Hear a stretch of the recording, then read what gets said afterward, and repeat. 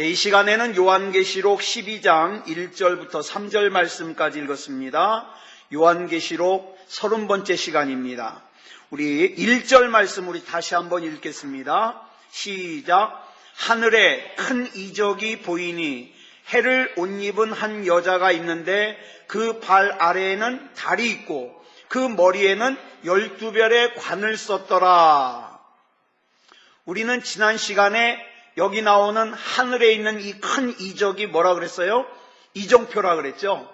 그래서 이것을 헬라어로 세메이온 메가 이렇게 한다 그랬어요. 우리의 종착역을 가는 교통표지판이라 그랬습니다. 그러면 뭘 보여주는 교통표지판이냐? 이제부터 설명이 나와요. 그 다음에 보니까 뭐라 그랬습니까? 해를 옷 입은 한 여자가 있는데 해를 옷 입었대요. 여기서 말하는 해는 태양입니다. 태양을 옷 입었다. 이 대단한 여자가 도대체 뭘까? 그 다음에 보니까 그 발 아래에는 달이 있고 머리에는 12별의 관을 썼더라. 자, 여기 보니까 여기 등장하는 것을 정리해보면 뭐가 나와요? 해가 나와요. 달이 나와요. 12별이 나와요. 자, 우리가 여기서 한 번 더 강조하고 넘어가야 될 것은 이 요한계시록은 묵시입니다. 묵시. 하나님의 뜻과 하나님이 행하실 일을 갖다가 상징적으로 기록한 성경이에요. 자, 그렇다면 유대인들에게 있어서 그러면 해와 달과 별은 뭘 상징할까요? 뭘 뜻할까요? 여러분, 딴 거 복잡하게 생각하지 마시고 성경 읽으면서 해, 달, 별 그러면 뭐가 생각나요? 누가 생각나요? 요셉 생각나죠? 요셉이 꿈에 해와 달과 11별이 자기 별에게 절하는 꿈을 꿨어요. 그렇죠? 자, 결국 이 꿈의 내용은 뭐냐면 자손에 관한 내용이에요. 자손에 관한 내용. 그 해와 달과 11별의 자손이, 그죠? 요셉의 자손에게 절을 할 것이다. 자손에 대한 내용이에요. 자, 근데 더 근본적인 내용을 우리가 성경에서 발견할 수 있어요. 누구 얘기냐면 아브라함 얘기입니다. 창세기 14장을 보면 이 얘기를 왜 하냐면 이 자손이 의미하는 게 뭐냐? 우리가 이걸 알아야 되잖아요. 창세기 14장을 보면 아브라함이요, 자기 조카 롯이 소돔에서 살고 있는데 9개 부족이 연합을 해가지고 그 소돔을 갖다가 쳐들어와가지고 어떻게 해요? 롯과 그의 가족들을 갖다가 붙잡아가고 재산도 다 뺏어갔어요. 그 얘기를 듣고 아브라함이 자기 집에서 기른 318명의 가신들을 데리고 가가지고 어떻게 해요?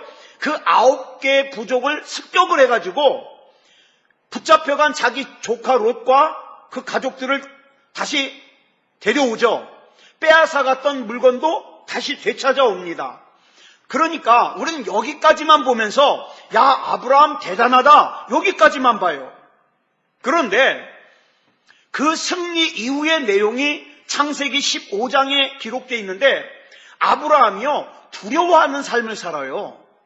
두려워하는 삶을. 그래서 창세기 15장 1절을 보니까 아브라함을 찾아오신 하나님께서 아브라함에게 뭐라고 말씀하셔요? 시작. 아브라함아, 두려워하지 말라. 나는 네 방패요, 너의 지극히 큰 상급이니라. 자, 이 말은 아브라함이 뭐 하고 있었다는 거예요? 두려워하고 있었다는 거예요. 두려워해요. 자, 여기 나오는 방패가 나오죠. 하나님은 아브라함에게 방패가 되어주신대요. 방패는 언제 사용하는 거예요? 누군가 공격할 때 그 공격을 막는 데 사용하는 거죠. 지금 하나님께서는 뭘 간파하시고 들여다보시냐면 아브라함 속에 있는 두려움의 원인이 뭔지를 알아요. 하나님은. 그게 뭐냐 하면 롯을 갖다가 데려오느라고 그 9개 부족을 갖다가 습격을 했잖아요. 언제 그 9개 부족이 아브라함에게 복수를 하려고 쳐들어올지 모르는 거예요. 그런데 이 당시에 힘은 뭐냐 하면 자식이 많은 게 힘이에요. 근데 아브라함이 지금 현재 자식이 있어요, 없어요? 없어요. 아브라함이 데리고 나가서 같이 싸운 이 318명은요, 집에서 기르는 가신이에요. 종이에요, 종. 자, 그런데 이제 아브라함에게 피해를 입은 그 9개 부족이 언제 복수를 하려고 쳐들어올지 모르는 상황이에요. 그러니까 불안하죠. 언제 쳐들어올지 모르니까. 그래서 하나님께서 아브라함에게 어떻게 해요? 방패라고 하는 표현을 쓰시는 거예요. 나는 너의 방패다. 방패다.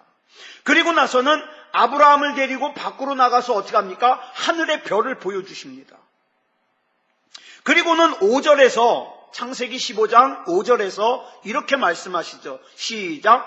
하늘을 우러러 뭇별을 셀 수 있나 보라. 또 그에게 이르시되 내 자손이 이와 같으리라. 별을 갖다가 보여주시면서 자손 얘기를 하셨어요. 그러니까 히브리인들에게 사실상 해와 달과 별은요, 자손을 암시합니다. 자손. 자, 그러면 본문 1절에 나오는 이 여인이 해를 입고 있어요. 그리고 발밑에는 달을 밟고 있어요. 머리에는 별을 쓰고 있어요. 뭘까요? 자손입니다. 자손. 자손을 낳을 여인이에요. 그러니까 이 여인의 출현은 어떤 자손에 대한 약속과 관련이 있다, 이렇게 볼 수 있어요. 그런데 2절 보겠습니다. 2절 시작. 이 여자가 아이를 베어 해산하게 되매 아파서 애를 쓰며 부르짖더라. 자, 잘 보세요. 이 여자가 지금 애를 낳았습니까? 아직 낳지 않았습니까? 아직 낳지 않았어요. 본문 2절을 보면은 3가지 표현이 나와요. 여자가 애를 베었다. 그 다음에 두 번째로는 해산할 때가 되었다. 세 번째로는 아파서 애를 쓰며 부르짖었다. 자, 그럼 이 3가지 표현을 우리가 좀 생각할 필요가 있어요. 이 3가지 표현은 무엇을 강조하고 있는가? 헬라어 성경을 보면요, 이 표현들이 전부 아파서 애를 쓰며 부르짖었다, 이걸 설명하고 있어요. 아파서 애를 쓰며 부르짖었다. 근데 여기 2가지 문제가 있어요. 애를 낳은 것이 못 낳았어요? 못 낳았어요. 아직 낳지 못했어요. 자, 아직 이 내용 가지고는 뭘 말하는지가 좀 부정확해요. 그래서 우린 성경으로 해석을 해야 돼요. 이사야 26장 16절부터 17절까지 보겠습니다. 시작. 여호와여, 그들이 환난 중에 주를 앙모하여 싸우며 주의 징벌이 그들에게 임할 때에 그들이 간절히 주께 기도하였나이다. 여호와여, 잉태한 여인이 산기가 임박하고 산고를 겪으며 부르짖음 같이 우리가 주 앞에서 그와 같으니이다. 지금 이 말씀을 보니까 뭘 얘기를 하고 있느냐? 마치 산기가 임박한 여자가 부르짖는 것 같이 자기 문제를 놓고 부르짖고 있다고 기록을 하고 있어요. 자, 근데 여기도 보니까 애가 나왔어요, 안 나왔어요? 아직 안 나왔어요. 18절 계속 봅니다. 시작. 우리가 잉태하고 산고를 당하였을지라도 바람을 낳은 것 같아서 땅에 구원을 베풀지 못하였고 세계의 거민을 출산하지 못하였나이다. 잘 들으세요. 이게 무슨 뜻인가? 내가 뭔가를 해보겠다고 굉장히 고통스러워하면서 산통을 겪어가면서 그 문제를 갖다가 해산을 했는데 그 해산이 꼭 뭐와 같다? 바람 같다. 아무 유익이 없다, 이 말이에요. 지금 그걸 말씀하고 있는 거예요. 이 땅에 구원을 베풀지 못할 그런 출산이라 이 말이에요. 나는 열심히 그걸 해산을 했는데. 근데 이사야 66장 7절을 보겠습니다. 반면에 이렇게 하고 반면에 하고 이걸 읽어야 돼요. 시작. 시온은 진통을 하기 전에 해산하며 고통을 당하기 전에 나마를 낳았으니. 자, 여기 남자아이를 낳았는데 이 아이가 진통과 수고와 고통 가운데 낳은 아이인가? 그렇지 않다 이 말이에요. 여러분, 어떤 사람이 진짜 지혜로운 사람인지 아세요? 진짜 하나님 믿는 사람이 지혜로운 사람이에요. 사람들이 참 이상해요. 뭔가 좀 하나님 앞에 기도하고 뭔가를 이루려고 하다가 뭐가 자기 생각대로 좀 되어지는 것 같잖아요? 그러면 어떻게 해요? 자기 맘대로 살아버려요. 그러니까 어떻게 해요? 해산에 진통을 하고 수고를 하고 그러는데 나중에 낳고 보니까 뭐예요? 아무것도 아닌 거예요. 바람이에요. 그런데 전부 하나님 앞에 맡기고 시작하신 이도 하나님이시니 마무리도 하나님이 해주시옵소서 그리고 하나님 앞에 맡기고 살았더니 어떻게 해요? 진통을 하기 전에 해산하며 고통을 당하기 전에 남아를 낳았으니 누가 진짜 지혜로운 사람이에요? 믿음다운 믿음이 진짜 지혜로운 사람이에요. 근데 참 보면은 답답할 때가 있어요. 뭐가 조금 잘 된다 싶으면 자기 맘대로 살아버려요. 자, 그 다음 8절 보겠습니다. 시작. 이러한 일을 들은 자가 누구이며 이러한 일을 본 자가 누구이냐? 나라가 어찌 하루에 생기겠으며 민족이 어찌 한순간에 태어나겠느냐? 그러나 시온은 진통하는 즉시 그 아들을 순산하였도다. 무슨 말씀인지 알았죠? 구원이 이루어졌다는 뜻이에요. 자, 그러면 이렇게 순산한 아들이 어떻게 되었는가? 또 다른 성경을 보겠습니다. 시편 2편 7절로 9절 말씀이에요. 시작.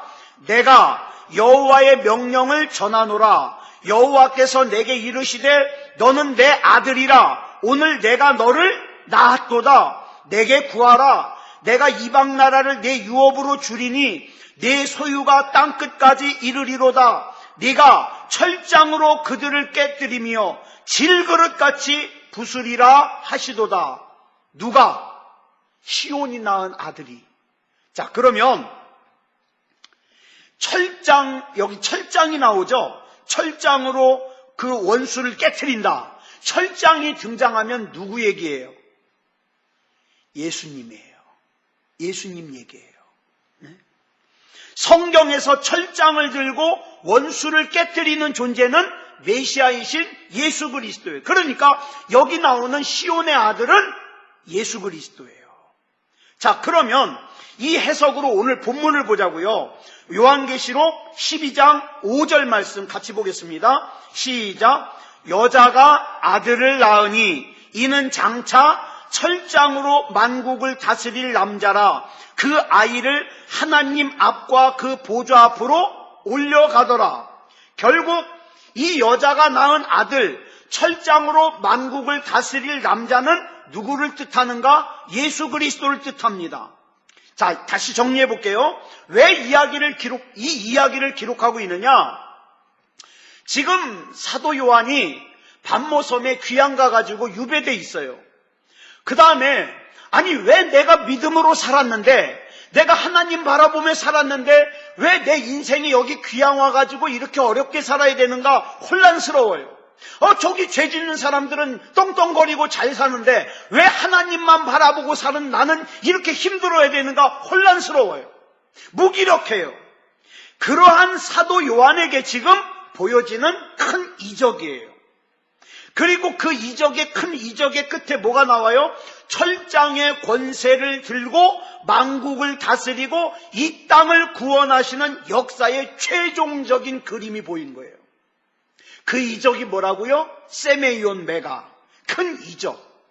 너는 지금 당장 좋은 일이 생겼다고 좋아하지 말고 지금 당장 어려운 일이 생겼다고 울지 말고 뭘 바라봐라?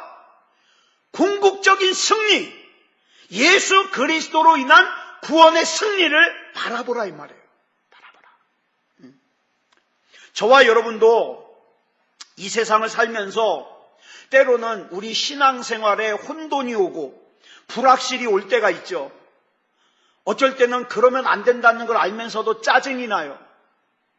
어떨 때는 그러면 안 된다는 걸 알면서도 불평이 나와요. 그럴 때 어떻게 하느냐? 우리는 하나님의 임재가 있는 예배를 통해서 예수 그리스도께서 우리에게 보여주시는 신앙의 표지판을 바라봐야 됩니다. 내가 지금 올바로 가고 있는가 바라봐야 돼요.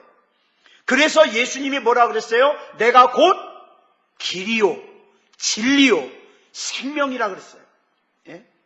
그래서 우리가 길인 예수님을 통하여서 내가 지금 최종적인 목적지가 올바로 가고 있는가 확인해야 된다 이 말이죠. 그러니까 우리는 성경을 읽어야 되는 거예요. 하나님 말씀 묵상해야 되는 거예요. 히브리서 12장 2절을 보면요 이런 말씀이 나와요. 시작. 믿음의 주요 또 온전하게 하시는 이인 예수를 바라보자. 아멘. 저는 이 말씀 참 좋아해요. 왜냐하면 여기 나오는 이 믿음의 주에서 이 주를 헬라어로 아르케고스라 그러는데 이 단어는 창시자라는 뜻이에요. 창시자. 그리고 영어 성경을 보면 믿음의 주요 이 주를 뭐라고 해석했냐면은 저자, 책을 쓴 저자로 해석했어요. 자, 그러면 보자고요. 믿음을 출발하게 하시고 그 믿음의 시작부터 끝까지의 모든 이야기를, 스토리를 다 기록하신 이가 누구예요? 바로 우리 주님이세요. 나는 지금 중간에 막 때로는 원망하고 때로는 의심하고 때로는 두려워하고 막 그러지만 이미 주님은 내 얘기 다 써놓으셨어요. 이창원 목사가 어떤 신앙생활 하는지 다 써놓으셨어요.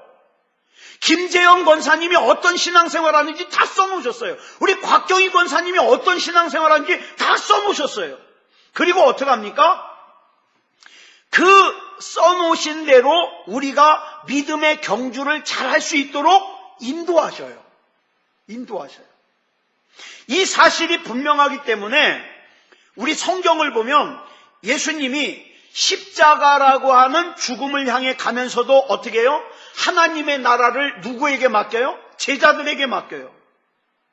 근데 이 제자가 어떤 제자들이에요? 이 당시만 하더라도 아주 볼품없어요. 예수님하고 같이 가면서 하나님 나라에서 누가 더 높은지 그거 가지고 싸운 사람들이에요. 그런데 이 한심한 제자들에게 예수님이 하나님의 나라를 맡기세요. 왜요? 이게 왜 가능할까요? 이미 믿음의 주요 또 온전하게 하시는 이 예수님이 이 제자들이 어떻게 할 거라는 걸 이미 다 알고 계세요. 그래서 맡기신 거예요. 그래서 지금 당장에는 허물투성이고 유한한 존재고 부족함이 많은 제자들이지만 이 제자들에게 하나님의 나라를 맡기시는 거예요. 우리가요 세상을 살면서 내가 참 예수님을 잘 믿지만 억울한 일 당할 수 있어요. 억울한 일 당할 수 있어요. 손해도 볼 수 있어요. 손해도 볼 수 있어요.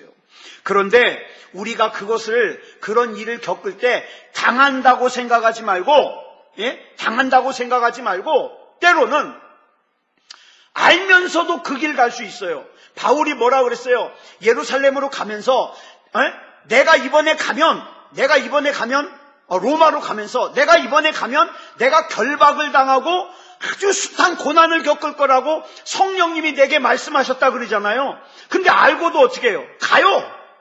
알고도 가요. 왜? 거기에 주님의 뜻이 있다는 걸 믿기 때문에. 여러분, 우리가 내가 이 길을 가면 손해본다는 걸 알면서도 갈 때가 있어요. 내가 이 믿음대로 살면 내가 때로는 자존심 상하고 안 겪어도 될 일을 겪어야 될 때가 있다는 걸 알면서도 갈 때가 있어요. 왜? 거기에 하나님 뜻이 있으면 가는 거예요. 우리는 지금 큰 표지판을 보고 가고 있어요. 세메이온 메가 하나님의 나라. 그걸 보고 가고 있기 때문에 그 과정 속에서 겪어야 되는 자잘한 것들은요, 내 이 궁극적인 방향을 바꿀 수 있다, 없다? 없다. 나는 오직 하나님의 나라를 향해서 간다. 이걸 지금 보여주고 있는 거예요. 이 믿음의 발걸음을 딴 데로 돌리면 안 돼요. 저기 막 가다가 나는 부산으로 향해서 갔는데 옆에 영향받다 보니까 어디 삼천포로 빠져버렸어요. 그러면 안 된다 이 말이에요. 우리는 어디로 간다? 하나님의 나라로 간다. 자, 본문 3절 보겠습니다. 시작. 하늘에 또 다른 이적이 보이니 보라, 한 큰 붉은 용이 있어 머리가 7이요 뿔이 10이라. 그 여러 머리에 7 왕관이 있는데, 자, 다시 한번 말씀드립니다. 여기 나오는 이적은요, 우리가 흔히 알고 있는 것처럼 뭐 병자가 고침받고 안진뱅이가 일어나고 이런 이적이 아니에요. 표지판이에요, 표지판. 자, 그런데 오늘 본문 3절에 보니까 또 다른 이적이 나와요. 이건 뭐예요? 앞에서 설명한 표지판 말고 또 다른 표지판이에요. 표지판. 그러니까 우리가 앞에서 본 표지판은 메시아이신 예수 그리스도를 바라보게 하는 긍정적인 표지판인데, 이제부터 나오는 표지판은 부정적인 표지판이에요. 자, 그러면 어떤 부정적인 표지판인가 한번 보겠습니다. 여기 보니까 한 큰 붉은 용이 나와요. 근데 머리가 7이고 뿔이 10이에요. 그리고 7머리에 7 왕관을 썼어요. 우린 여기서 먼저 이 한 큰 붉은 용의 정체가 뭐냐, 이걸 알아야 돼요. 그래야 이 부정적인 표지판의 성격을 알 수 있죠. 뭘 얘기하는 건가. 이 붉은 용에 대해서 한번 기록한 성경을 한번 찾아보겠습니다. 시편 74편 12절로 13절 보겠습니다. 시작. 하나님은 예로부터 나의 왕이시라. 사람에게 구원을 베푸셨나이다. 주께서 주의 능력으로 바다를 나누시고 물 가운데 용들의 머리를 깨뜨리셨으며. 여기 보니까 용이 나와요. 그 다음 14절 보면 그 용의 이름이 나와요. 시작. 리워 야단의 머리를 부수시고 그것을 사막에 사는 자에게 음식물로 주셨으며. 아, 이 용의 이름이 뭐예요? 리워 야단이에요. 한 군데 더 보겠습니다. 이사야 27장 1절 시작. 그날에 여호와께서 그의 견고하고 크고 강한 칼로 날랜 뱀 리워 야단, 곧 꼬불꼬불한 뱀 리워 야단을 벌하시며 바다에 있는 용을 죽이시리라. 자, 보세요. 그러니까 이거 지금 같은 말이에요. 뱀, 리워 야단, 용, 이게 같은 존재예요. 같은 존재. 자, 근데 이 용이라는 단어 옆에 숫자 3이 써 있어요. 숫자 3이 써 있고 그 아래 보면 또 뭐라고 되어 있냐면 악어. 그러니까 다시 정리합니다. 성경에 나오는 뱀, 리워야단, 용, 악어 같은 존재예요. 같은 존재. 그러면 중요한 게, 그러면 이 용이 성경에서 뭘 뜻하느냐, 이걸 알아야 되겠죠. 예레미야 51장 34절 보겠습니다. 시작. 바벨론의 느부갓네살 왕이 나를 먹으며 나를 멸하며 나를 빈 그릇이 되게 하며 큰 뱀같이 나를 삼키며 나의 좋은 음식으로 그 배를 채우고 나를 쫓아내었으니. 여기 보니까 하나님의 백성을 괴롭히는 바벨론의 느부갓네살 왕을 뭐에다가 비유를 하고 있어요? 큰 뱀. 우린 여기서 그러면 이걸 알 수 있어요. 큰 뱀은 뭐냐? 하나님의 백성을 괴롭히는 원수 세력을 상징한다. 이걸 우리는 알 수 있어요. 에스겔 29장 3절 보겠습니다. 시작. 너는 말하여 이르기를 주 여호와께서 이같이 말씀하시되 애굽의 바로 왕이여 내가 너를 대적하노라. 너는 자기의 강들 가운데 누운 큰 악어라. 스스로 이르기를 나의 이 강은 내 것이라. 내가 나를 위하여 만들었다 하는도다. 여기 보니까 애굽의 왕 바로를 뭐라 그래요? 큰 악어라 그래요. 자, 그러니까 아까 말씀드렸어요. 뱀, 리워야단, 악어, 용 같은 거예요. 같은 거. 다시 정리하면 어느 시대에나 바벨론의 느부갓네살 왕이 하나님의 백성을 괴롭히는 큰 뱀이었고, 다시 정리해요. 바벨론의 느부갓네살 왕이 하나님의 백성을 괴롭히는 큰 뱀이었고, 또 어떤 시대에는 애굽의 왕 바로가 하나님의 백성을 괴롭히는 큰 악어였어요.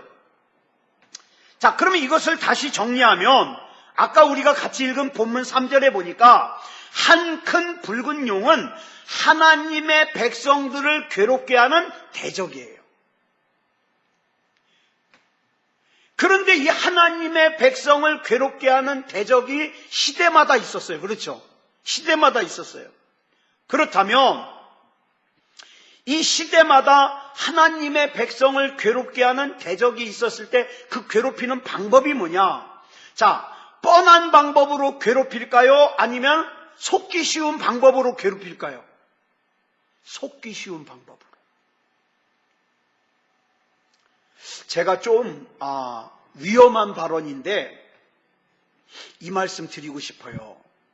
우리가 지금 신앙생활하고 있는 이때에요. 많은 사람들이 속는 게 있어요. 뭐냐 하면 구원을 얻을 만한 믿음이 없는데, 분명히 구원을 얻을 만한 믿음이 아닌데 그냥 교회 왔다 갔다 하면 자기가 구원 받을 줄로 알아요. 여기에 속아요. 그러면 마귀는요, 그 어느 시대나 하나님의 백성을 괴롭게 해가지고 하나님의 구원으로부터 멀어지게 만들었던 이 마귀는요, 어떻게 할까요? 그래, 그러면 교회 다녀. 교회는 왔다 갔다 다니는데 그 구원은 신경 쓰지 마라. 그냥 교회 다니는 걸로 만족해. 이렇게 속일 수 있다 이 말이에요. 왜냐하면 속기 쉬운, 그러니까 안 속는 방법으로는, 뻔한 방법으로는 안 속아요. 예전에 어떻게 했어요? 너 예수 믿을래? 감옥 갈래? 그러면 사람들이 어떻게 했어요? 나는 감옥 간다! 그랬어요. 근데 그때는 신앙을 지키면서 순교를 당했는데 지금은 어떻게 해요?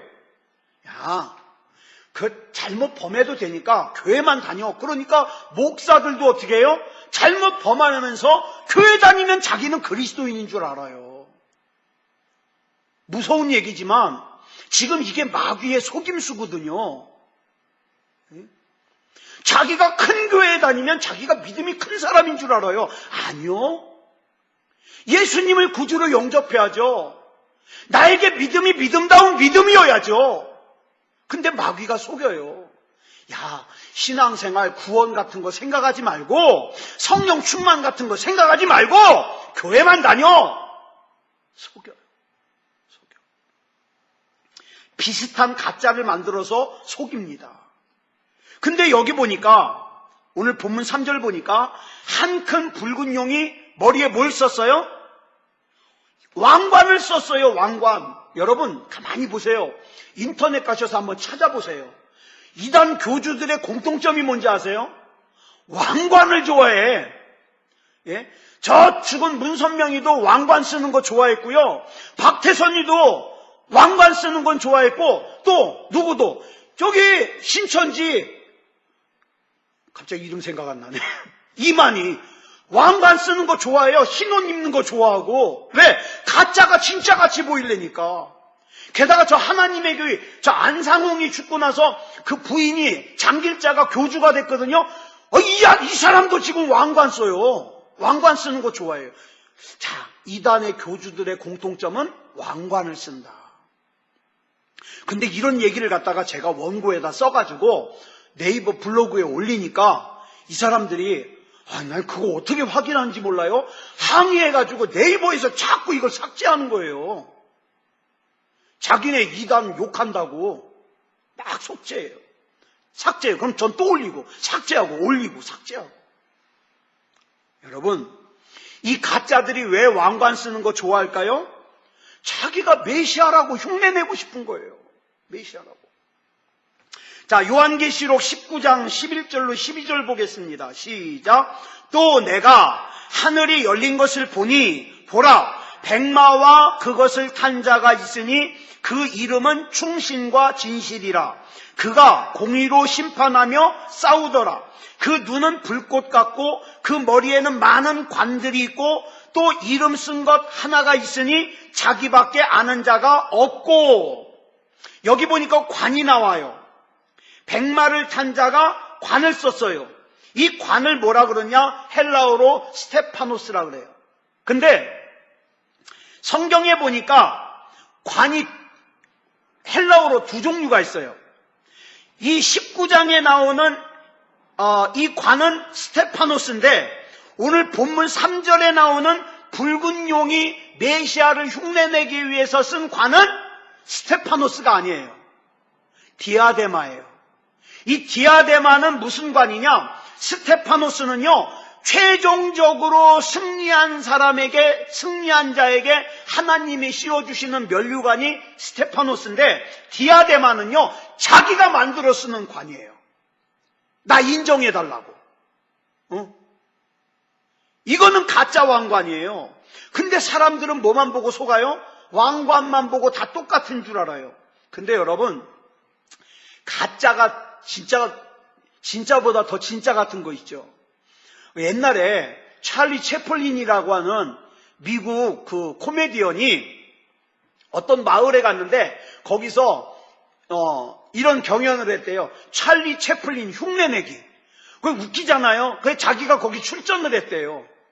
근데 진짜 찰리 채플린이 3등 했어요. 가짜가 1등, 2등 했어요. 가짜가 더 진짜 같은 거예요. 자, 여러분, 이단만 하더라도요, 진리에 관심이 없는 사람들은요, 이만희의 신천지도 기독교인 줄 알고, 안상홍의 하나님의 교회도 기독교인 줄 알고, 여호와 증인도 기독교인 줄 알고, 통일교도 기독교인 줄 알아요. 지금은 저 이제 대학가의 정명서 JMS 얘 나와가지고 큰일 났어요. 이제 이것도 기독교인 줄 알아요. 그래가지고 하는 말이 뭔지 알아요? 저도 그런 소리 많이 들었어요. 왜 기독교끼리 서로 싸우냐는 거예요. 왜 기독교끼리? 이만큼 시대가 더 힘들어졌어요. 그런데 이단들만 신앙생활을 힘들게 하는 게 아니라 뭐 더 힘들게 하느냐? 세상의 풍조도 진리라고 하는 옷을 입고 신앙생활을 힘들게 해요. 예를 들면 교회가 구제하지 않는다고 막 비판해요. 또 뭐라 그래요?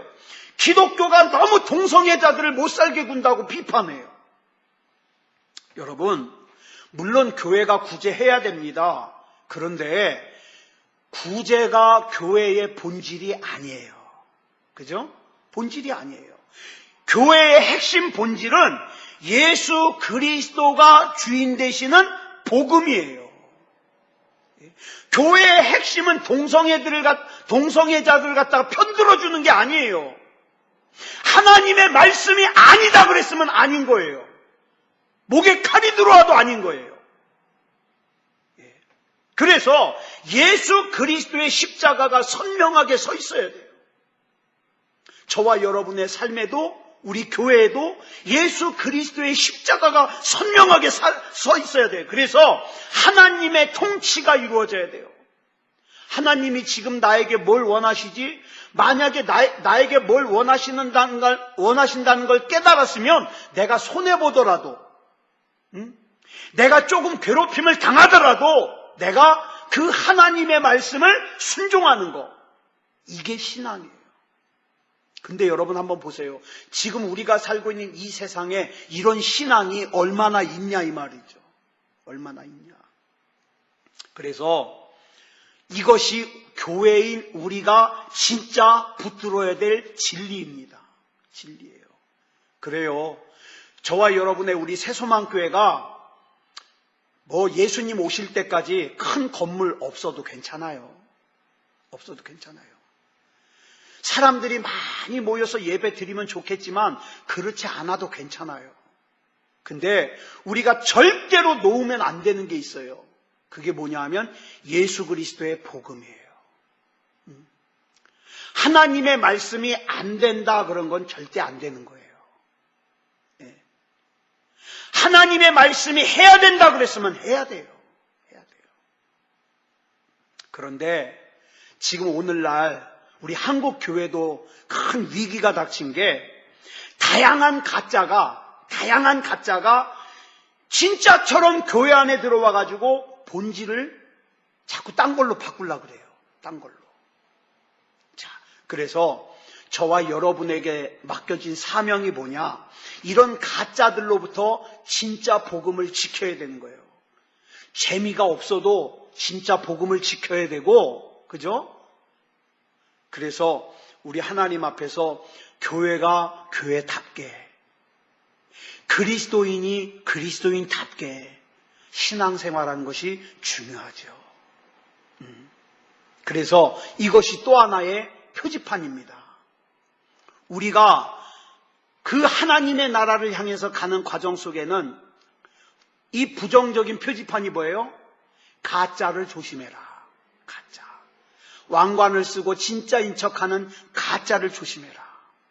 그래서 하나님의 말씀 안에서 진짜와 가짜를 잘 분별하는 그런 저와 여러분이 되기를 그리스도 예수님의 이름으로 축복합니다. 기도하겠습니다. 사랑의 아버지 하나님 감사합니다.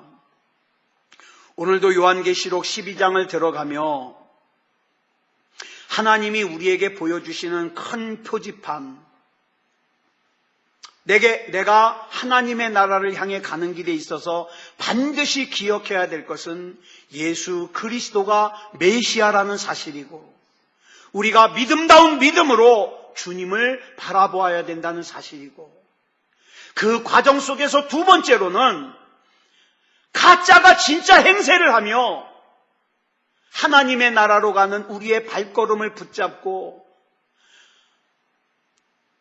가짜, 중요하지 않은 것을 진짜 중요한 것처럼 여겨서 신앙을 떠나게 만들고 믿음을 떠나게 만드는 것들이 많이 있다는 사실 우리가 알게 해 주시옵소서. 사랑의 아버지 하나님, 이 고난주간을 우리가 지나면서 하나님 앞에 우리 예수님의 십자가를 다시 한번 묵상하고 믿음다운 믿음으로 살기를 결단할 수 있게 해 주시옵소서. 모든 것을 우리 주님 앞에 맡겨드리오며 그리스도 예수님의 이름으로 간절히 기도드려 싸움나이다. 아멘.